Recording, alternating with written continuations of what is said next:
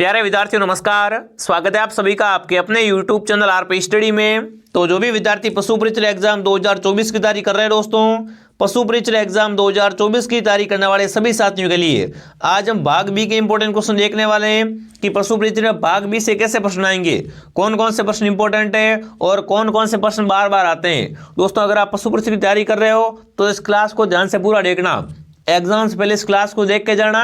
इस क्लास में से काफी सारे क्वेश्चन आपको हूबहू मिलेंगे एग्जाम में। तो चलिए विद्यार्थियों क्लास का शुभारंभ करते हैं। क्लास का पहला क्वेश्चन आपके सामने पूछा है, बकरी के दूध में कम से कम वसा रहित ठोस होना चाहिए। बताना दोस्तों है ना, बकरी के दूध में कम से कम वसा रहित कितना ठोस होना चाहिए। 9.1, 9.8, 11.3 या 8.7। तो दोस्तों बकरी के दूध में ना कम से कम वसा रहित कितना ठोस होना चाहिए दोस्तों, 8.7।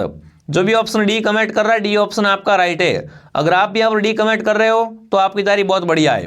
अगला सवाल आपके सामने, खींच का आपेक्षिक घनत्व। वेरी इंपॉर्टेंट प्रश्न है दोस्तों। क्या पूछा है आपसे, पूछा खींच का आपेक्षिक घनत्व कितना होता है। फटाफट कमेंट करेंगे। जिसने भी दोस्तों एक बार क्लास को लाइक नहीं किया है, क्लास को लाइक और क्लास को शेयर करे और कमेंट करे खींच का घनत्व कितना होता है। तो वो दोस्तों कितना होता है, 1.04 से लेकर 1.080, ठीक है ना। तो जो भी ऑप्शन नंबर यहाँ पर क्या कर रहे हैं, सी कमेंट कर रहे हैं, सी ऑप्शन आपका सही है दोस्तों, है ना। सी ऑप्शन बताने वाले सभी के सभी राइट है। अगला सवाल दोस्तों पूछा है, सुअर के नमकीन मांस को कहते हैं, सुअर के नमकीन मांस को क्या कहते हैं। पार्क, बेकॉन, टेंडर या गार्गलिंग। फटाफट बताएंगे। सुअर के नमकीन मांस को क्या कहा जाता है विद्यार्थियों, तो उसे दोस्तों कहते हैं बिल्कुल ऑप्शन बी, क्या कहते हैं, बेकॉन कहते हैं। सुअर का नमकीन मांस क्या कहलाता है, बेकॉन कहलाता है। अगला सवाल आपके सामने, 9 से 12 सप्ताह के चूजे को कहते हैं। 9 से 12 सप्ताह का चूजा होता है उसे क्या कहा जाता है, रोस्टर्स, ब्रायलर, लेयर या ब्रूडी। फटाफट कमेंट करेंगे। 9 से 12 सप्ताह का चूजा होता है उसे क्या कहते हैं विद्यार्थियों, उसे रोस्टर्स कहते हैं। जो भी विद्यार्थी ऑप्शन ए कमेंट कर रहा है, ऑप्शन ए आपका सही है। मैं आपको दोस्तों बहुत ही कम समय में ना भाग बी के इंपॉर्टेंट क्वेश्चन कराऊंगा। एक क्लास मॉर्निंग 8 बजे आती है, एक क्लास दोपहर 2 बजे और एक क्लास शाम को 8 बजे लाइव आती है। तीनों क्लासों को ज्वाइन करना है। अगला सवाल पूछा दोस्तों, क्या पूछा है, गुणांकन तालिका में सर्वोत्तम श्रेणी के पशु के अंक होते हैं। आपको बताना दोस्तों है ना, गुणांकन श्रेणी जो तालिका होती है उसमें ना सर्वोत्तम श्रेणी के पशु के अंक कितने होते हैं। सामान्य श्रेणी में 0 से 50 अंक, उत्तम श्रेणी में 50 से 70 अंक, सर्वोत्तम श्रेणी में 75 से 100 अंक या उपरोक्त सभी। तो इनमें से कौन सा ऑप्शन आपका सही है दोस्तों, ऑप्शन सी आपका सही है, बिल्कुल है ना। सर्वोत्तम श्रेणी के दोस्तों अंक कितने होते हैं, तो वो आपके 75 से 100 के बीच में, ठीक है, 75 से 100 अंक होते हैं। सी ऑप्शन आपका सही रहेगा। ऐसे ऐसे प्रश्न आएंगे एग्जाम में। अगला सवाल पूछा, सर्वाधिक प्रोटीन किस पशु के दूध में होता है। सर्वाधिक प्रोटीन की मात्रा होती है वो किस पशु के दूध में होती है, भैंस, भेड़, बकरी या गाय। तो सर्वाधिक प्रोटीन है वो भेड़ के दूध में। कौन सा ऑप्शन आपका सही है, बी ऑप्शन सही है। अगला सवाल दोस्तों आपके सामने, गाय के कोलेस्ट्रॉल में प्रोटीन का अंश होता है। गाय के कोलेस्ट्रॉल में ना प्रोटीन का अंश कितना होता है, 10%, 12.8, 15.5 या 17.4। गाय के कोलेस्ट्रॉल में प्रोटीन का अंश होता है कितना होता है दोस्तों, वो आपका 12.8। जो भी 12.8 कमेंट कर रहा है ऑप्शन बी आपका सही है। अगला सवाल, लंगड़ी बुखार किस कारण होता है। लंगड़ी बुखार होता है ना, ये किस कारण होती है, कवक से होता है, जीवाणु से, विषाणु से या प्रोटोजोआ से। लंगड़ी बुखार होता है दोस्तों किस कारण से होती है, तो ये बिल्कुल आपकी होती है दोस्तों जीवाणु से। जो भी जीवाणु कमेंट कर रहा है जीवाणु ऑप्शन आपका सही है। बकरी की कौन सी दोहरे उद्देश्य वाली आदर्श नस्ल है, इनमें से बताना है ना। बकरी के दोस्तों कौन सी दोहरे उद्देश्य की आदर्श नस्ल है, जमुनापुरी, बेटल, मारवाड़ी या बर्बरी। तो देखो दोहरी पूछा है ना, दोहरे उद्देश्य की, तो दोहरे उद्देश्य की नस्ल बकरी की कौन सी है दोस्तों, जमुनापुरी है। जो भी जमुनापुरी कमेंट करा जमुनापुरी ऑप्शन आपका सही है। अगला पूछा दोस्तों, भारत में विश्व की कितने % भैंसें पाई जाती है। भारत में विश्व की दोस्तों ना कितने प्रतिशत भैंसें हैं, 57, 42, 15.5 या 22.3। तो सही उत्तर क्या रहेगा दोस्तों आपका यहाँ पर फटाफट कमेंट में छाप देंगे। 57%, क्या बात है, वेरी गुड, शानदार दोस्तों।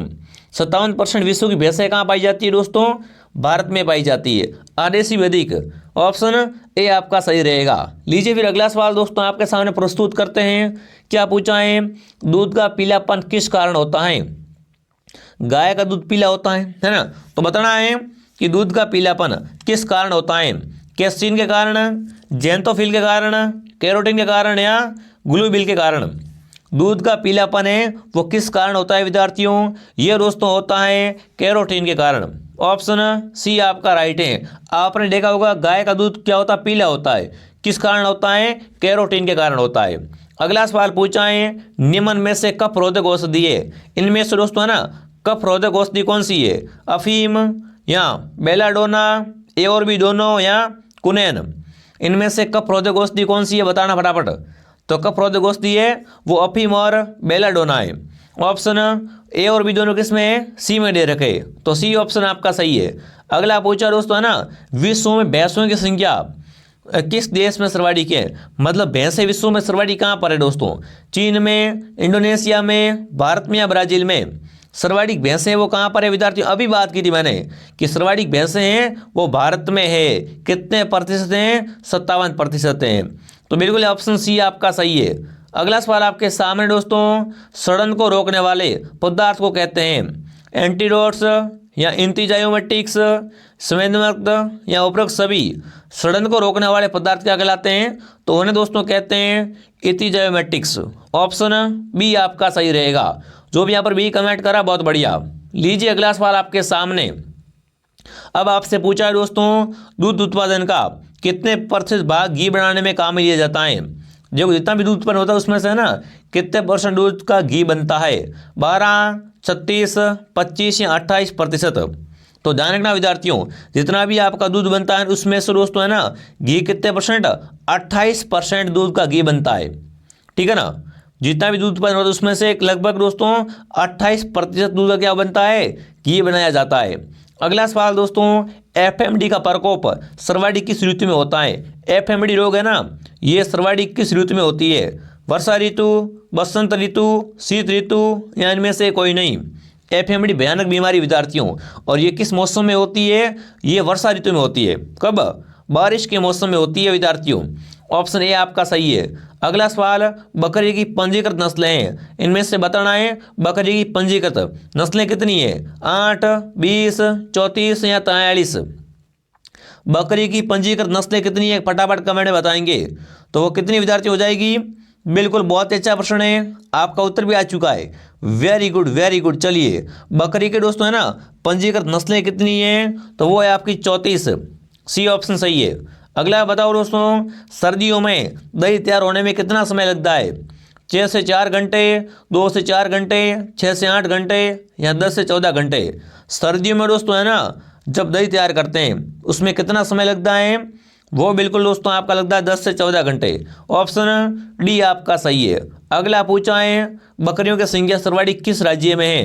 तेलंगाना में, आंध्र प्रदेश, कर्नाटक या राजस्थान? भारत में सर्वाधिक बकरियां है ना, किस राज्य में है?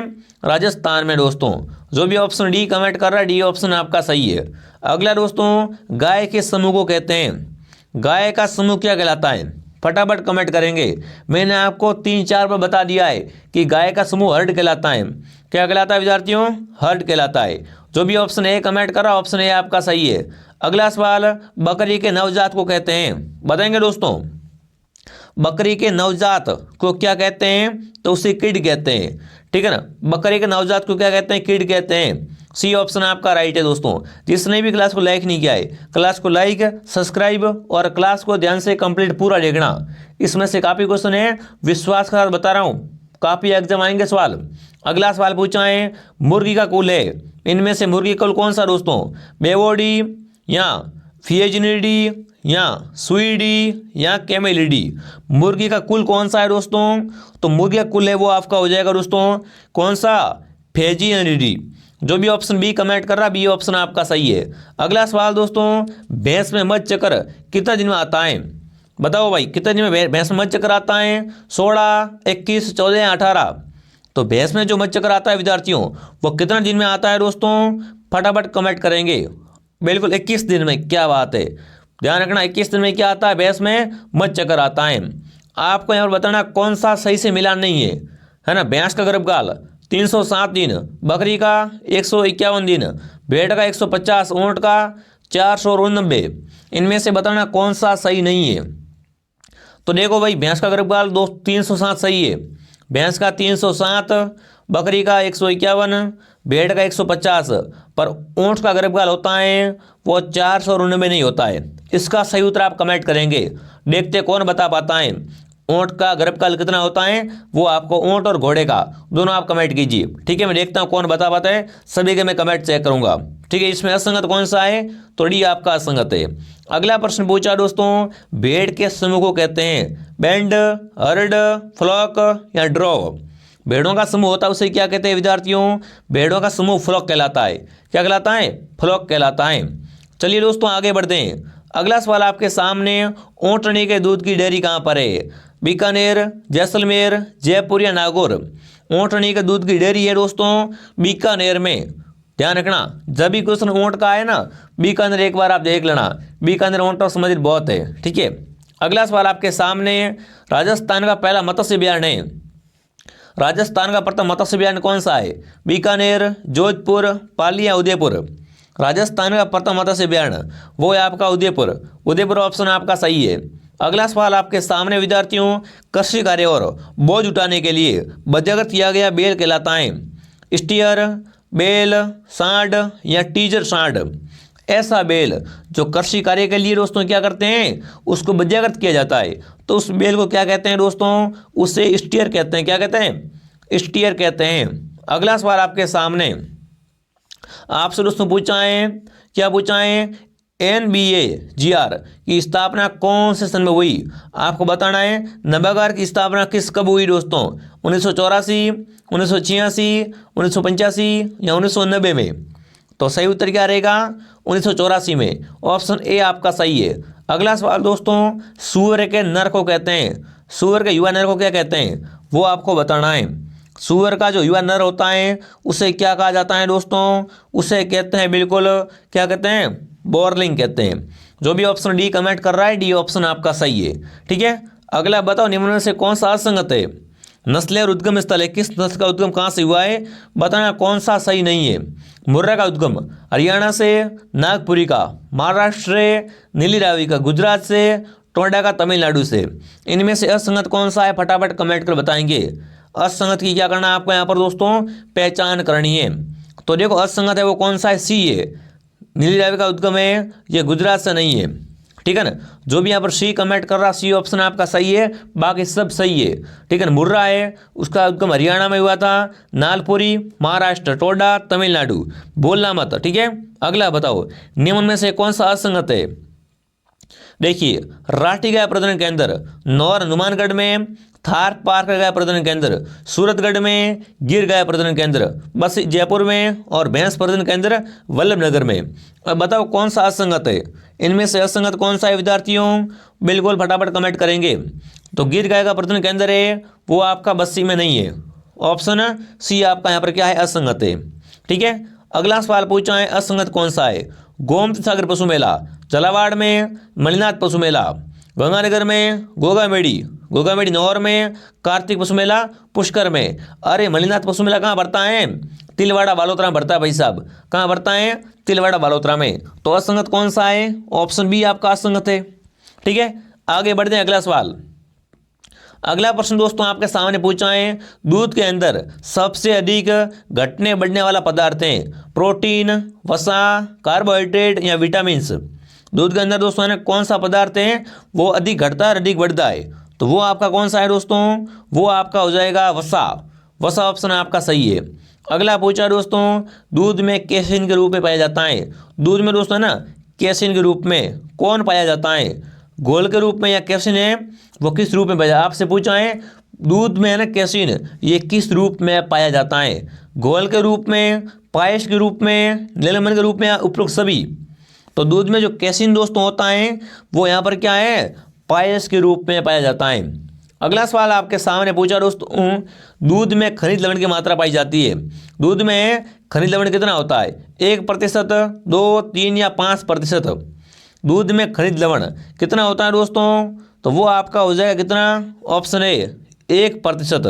अगला पूछा दोस्तों, मुर्गी की चोंच काटना कहलाता है ना, पक्षियों की चोंच को काटना क्या कहलाता है दोस्तों? वो उसे कहते हैं डिबीकिंग। मुर्गी की चोंच काटना डिबीकिंग कहलाता है। अगला सवाल दोस्तों, पक्षियों की है ना कलंगी को काटना कहलाता है। आप बताओ फटाफट, पशुओं की कलंगी होती है उसे काटना क्या कहते हैं? तो उससे दोस्तों कहते हैं डूबिंग। ऑप्शन डी आपका सही है। अगला पूछा, दूध का हिमांक बिंदु होता है। दूध का हिमांक बिंदु कितना होता है वो आपको बताना है। जिसने भी दोस्तों क्लास को लाइक नहीं किया है, क्लास को लाइक शेयर सब्सक्राइब करे और कमेंट करे दूध का हिमांक कितना होता है। ये दोस्तों होता है -0.52 से -0.56 सेल्सियस। ऑप्शन ए आपका सही है। अगला प्रश्न दोस्तों आपके सामने पूछा है, क्या पूछा है? राष्ट्रीय दूध उत्पादन विकास बोर्ड कहाँ पर है? बीकानेर राजस्थान में, करनाल हरियाणा में, आनंद गुजरात में या लुधियाना पंजाब में? राष्ट्रीय दूध उत्पादन विकास बोर्ड है वो कहाँ पर है? ये बोर्ड दोस्तों आपका हो जाएगा कहाँ पर? फटाफट बताएंगे। कहाँ पर दोस्तों? आनंद गुजरात में। ठीक है। अगला पूछा दोस्तों, ब्लैक क्वार्टर किस पशु की बीमारी है? ऊंट की, गोवंश की, कुत्ते की या और भी दोनों की? ब्लैक क्वार्टर है दोस्तों। ये क्या है दोस्तों ब्लैक क्वार्टर? फटाफट कमेंट कीजिए। ब्लैक क्वार्टर किसकी बीमारी है? गोवंश की बीमारी है।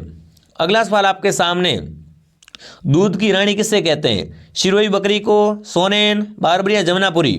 दूध की रानी किसे कहा जाता है? मिल्क क्वीन के नाम से कौन प्रसिद्ध है विद्यार्थियों? सानेन। सानेन को क्या कहते हैं दोस्तों? मिल्क क्वीन कहते हैं, दूध की रानी कहते हैं। अगला सवाल आपके सामने दोस्तों, पशुओं में ओगल नस्ल का मूल भूभाग है? UP, MP, Gujarat, Andhra Pradesh? पशुओं में दोस्तों है ना ओगल नस्ल होती है, इसका मूल भूभाग कौन सा है? तो वो आपका है आंध्र प्रदेश। आंध्र प्रदेश आपका सही है। अगला सवाल, 2 कुबड़ वाला ऊँट है, इनमें से 2 कुबड़ वाला ऊँट कौन सा है? अरेबियन, अमेरिकन, विक्टोरियन या उपरोक्त सभी? तो बिल्कुल दोस्तों विक्टोरियन क्या होता है? 2 कुबड़ वाला ऊँट होता है। ऑप्शन सी आपका सही है। अगला पूछा, केंद्रीय भेड़ प्रजनन केंद्र कहाँ पर है? केंद्रीय भेड़ प्रजनन केंद्र बांकलिया, गंगानगर, जैसलमेर या अविकानगर में? तो केंद्रीय भेड़ प्रजनन केंद्र कहाँ पर है? अविकानगर में दोस्तों। ऑप्शन डी आपका सही है। ये मैंने आपको भाग बी के इंपॉर्टेंट क्वेश्चन करवा दिए। ठीक है। अगर आपको पूरा मॉडल पेपर देखना है तो शाम को 8 बजे लाइव आ जाना। शाम को 8 बजे आपको लाइव आना है। यहाँ पर आपको पूरा लाइव है ना पूरा मॉडल पेपर करवाया जाएगा। सभी विद्यार्थी लाइव जुड़े और अपनी तैयारी को परखिए, तैयारी कैसी है। एक क्लास मॉर्निंग 8 बजे, दोपहर 2 बजे, शाम को 8 बजे। जिसने भी टेलीग्राम ज्वाइन नहीं किया टेलीग्राम ज्वाइन कर लो। ठीक है। मैं आपको मिलता हूँ नेक्स्ट क्लास में। जय हिंद, जय भारत।